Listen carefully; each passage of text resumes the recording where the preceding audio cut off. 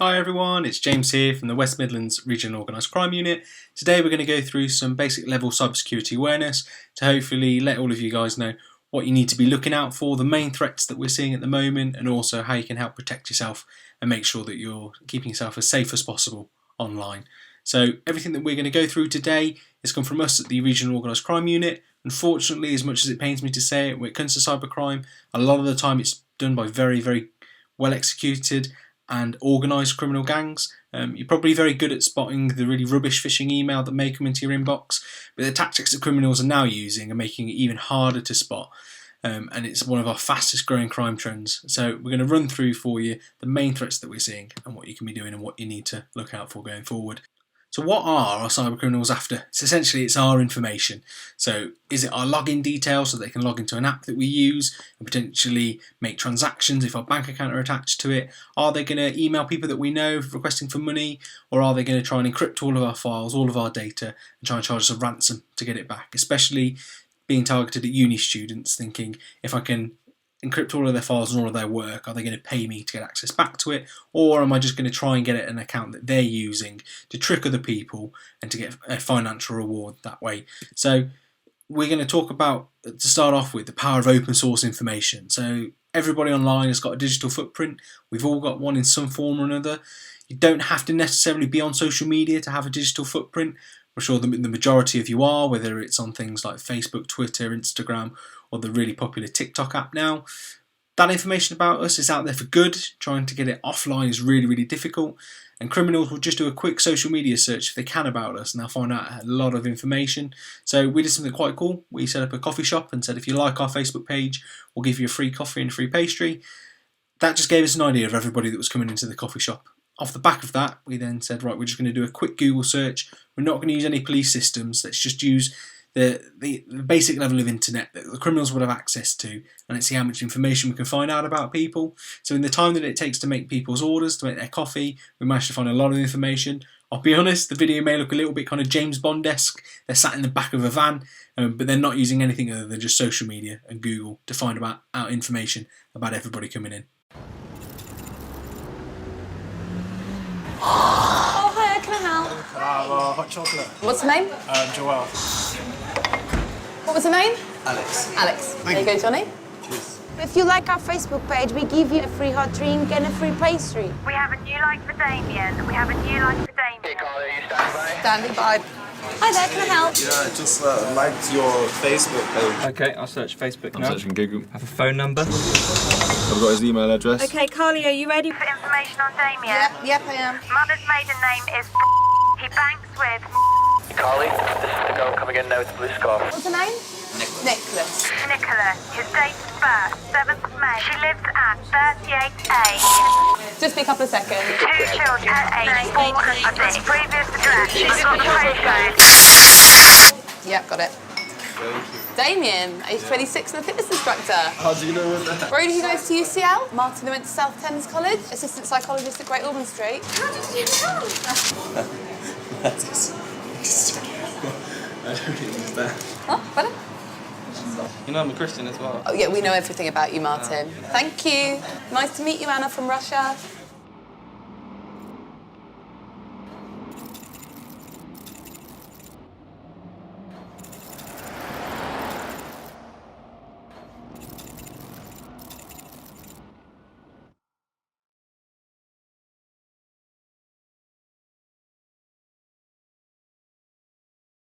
So hopefully it hasn't made you want to delete your social media accounts after watching that video.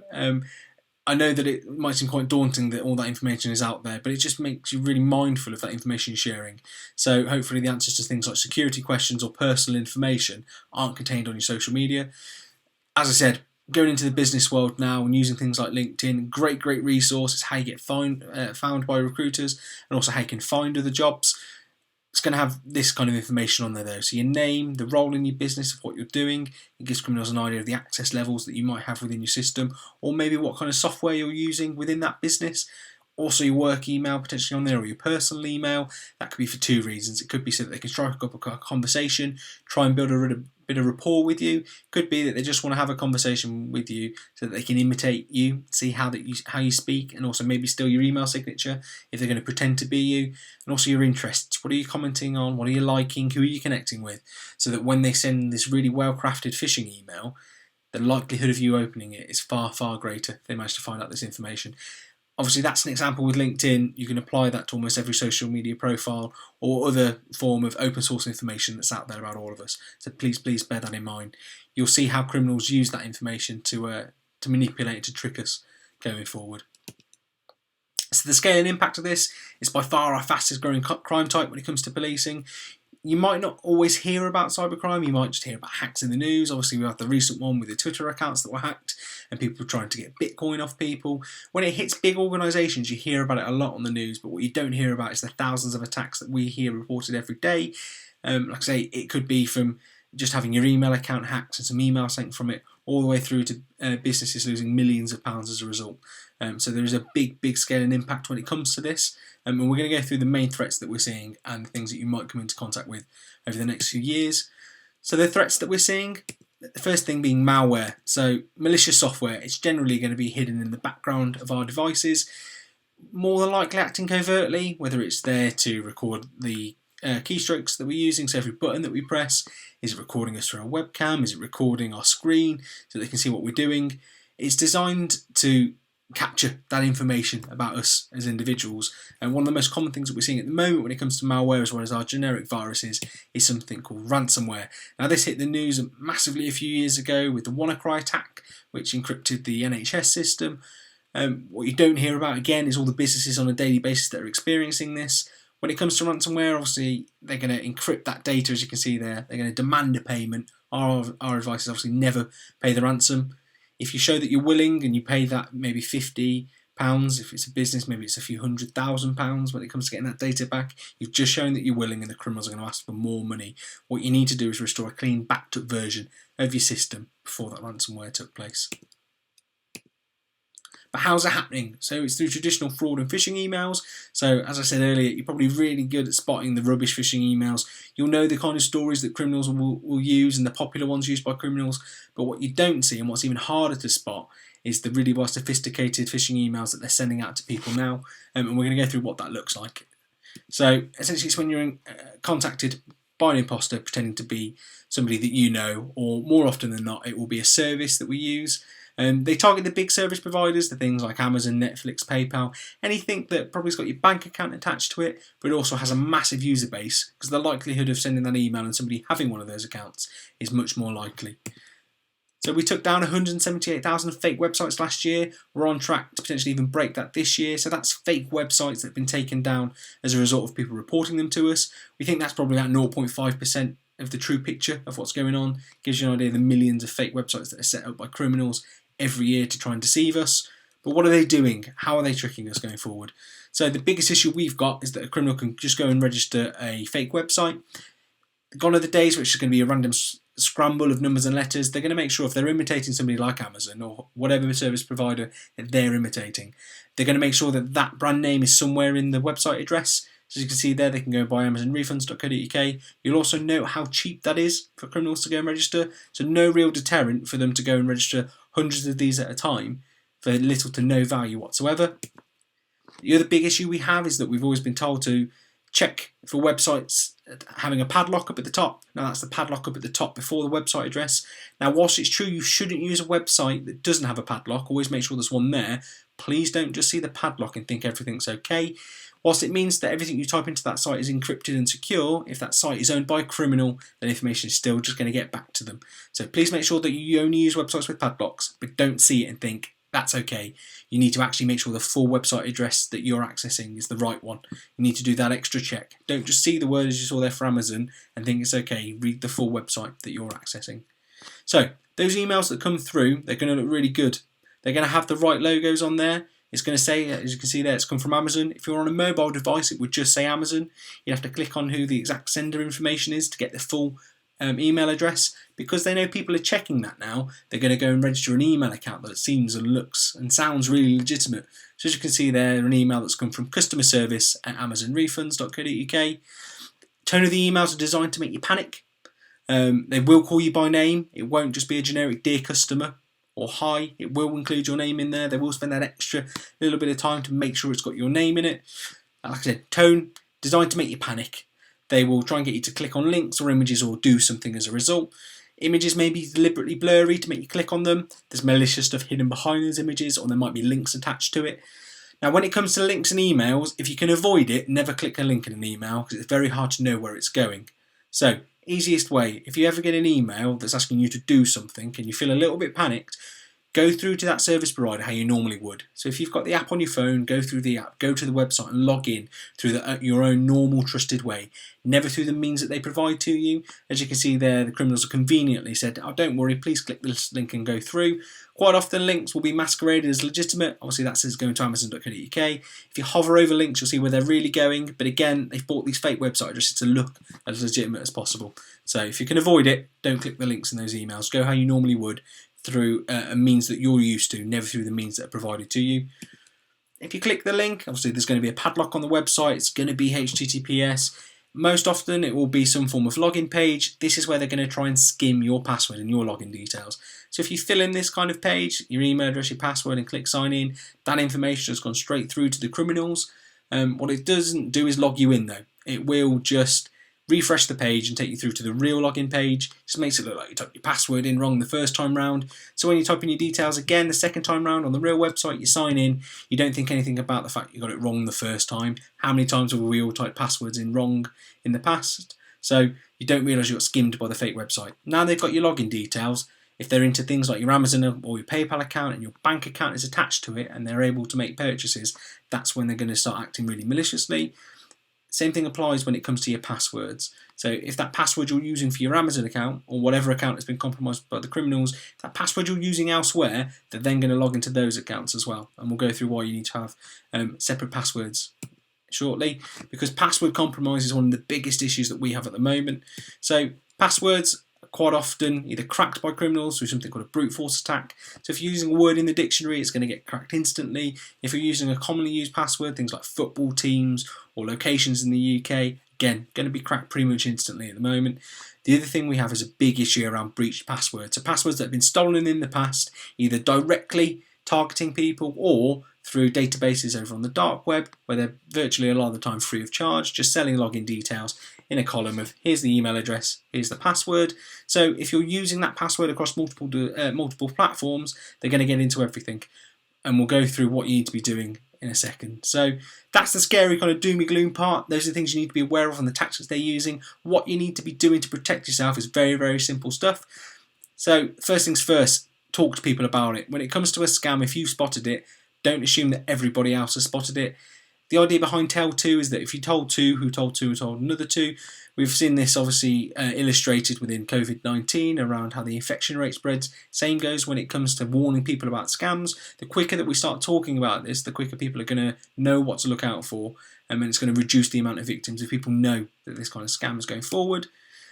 If you want to do a 20-minute version of this kind of training, or you've got friends and family that are in businesses that need to know this kind of information, there is a 20-minute e-learning package created by the National Cybersecurity Centre, which runs through everything we're going to go through now. So anybody that wasn't able to make it, or if you've got friends or family that would see the benefit, everything is contained on the National Cybersecurity Centre website.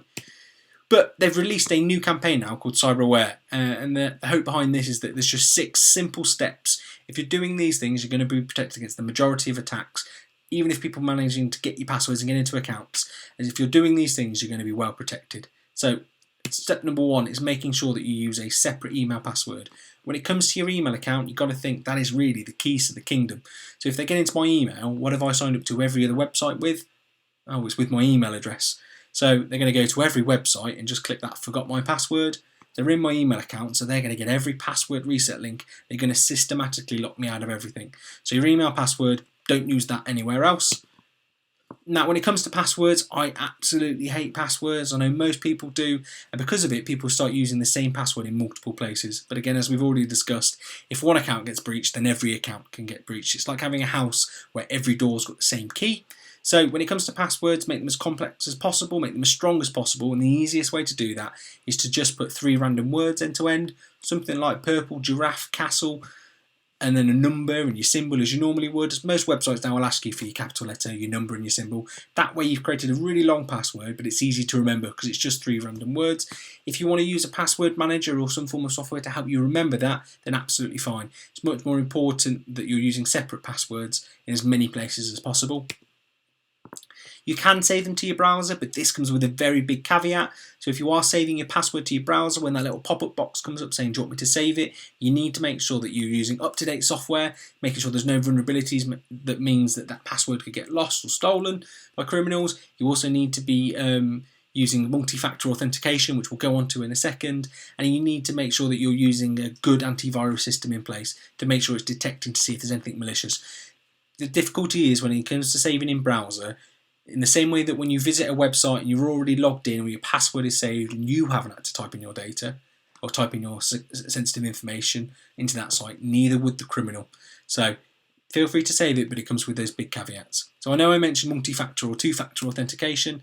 So this is where it's a double check to make sure it's you. Undoubtedly, you've come into contact with this before. It's free to turn on, really simple to use. It just means that when you're logging into your account, it's going to send you a secure text message, or it's going to call you and list some numbers, or it's going to ask you to go to an authenticator app with a rolling code to make sure that it's actually you. It just means if that password's ever compromised and somebody tries to log into your account for the first time, they're not going to be able to get into it. It's simple to turn on. All of the big platforms offer this. It's free of charge. It just gives you that peace of mind if that password is ever lost or stolen. The criminals can't get into the account without having that extra step as well. Making sure your device is up to date is probably one of the most important things on here. If you go onto the App Store now, or if you look what updates are on your hardware or your software, I can almost guarantee somewhere within those updates there'll be bug fixes or security improvements. Now these are big patches or holes within the software or hardware that you're using that have been fixed. So generally they're areas that criminals have found a way in. So if you're not on the most up-to-date version, it's very, very simple and easy for criminals to get at your devices. Best thing to do is just to update your devices automatically. It's very simple to toggle on, update my devices. I do mine between 3 and 5 AM in the morning. None of my devices last a full day, so they're always on charge overnight. And that way I can't click that button and that pop-up box that says remind me tomorrow. It just does it automatically when I'm not using my device. And lastly, making sure that you've got backups of your data. So if it all goes really, really wrong, your device is encrypted and you can't get access to anything, your device is lost or stolen, smashed to pieces, at least it's backed up somewhere.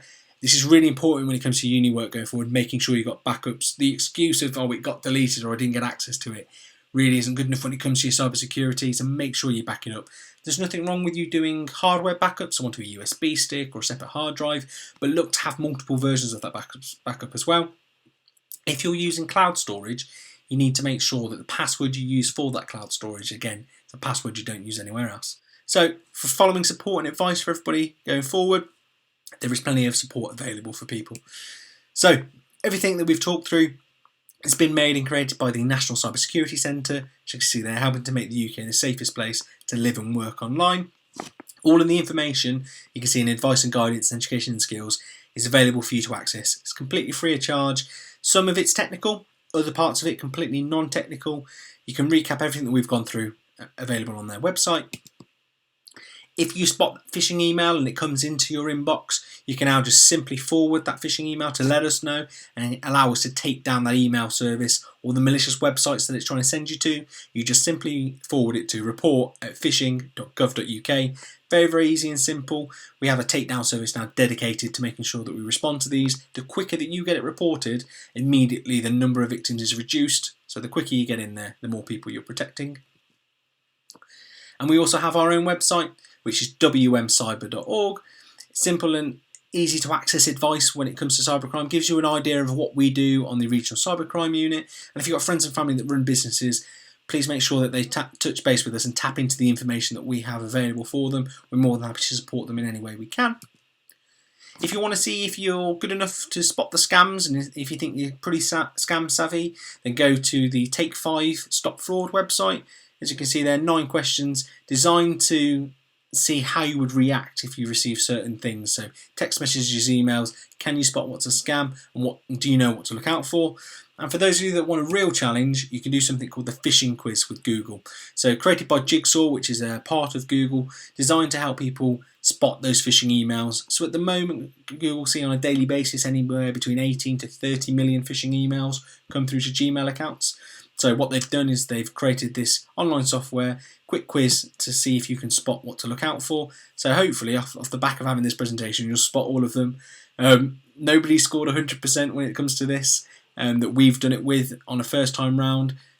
Don't spend ages, don't spend on 5 minutes on each questions. Do it as you would normally scan through your emails. It gives you a real life kind of experience then of, if I'm only spending 30 seconds glancing, can I spot it in those 30 seconds? Because that's what real life's like. You're not going to spend 5-10 minutes looking at all of the emails going forward. So go through it and see how you do. Obviously, when you come on there, it asks for your name and your email. Don't put your real name in. Don't put your real email address. Yes, whilst it's Google, we'd never recommend that you're putting in personal detail onto the website.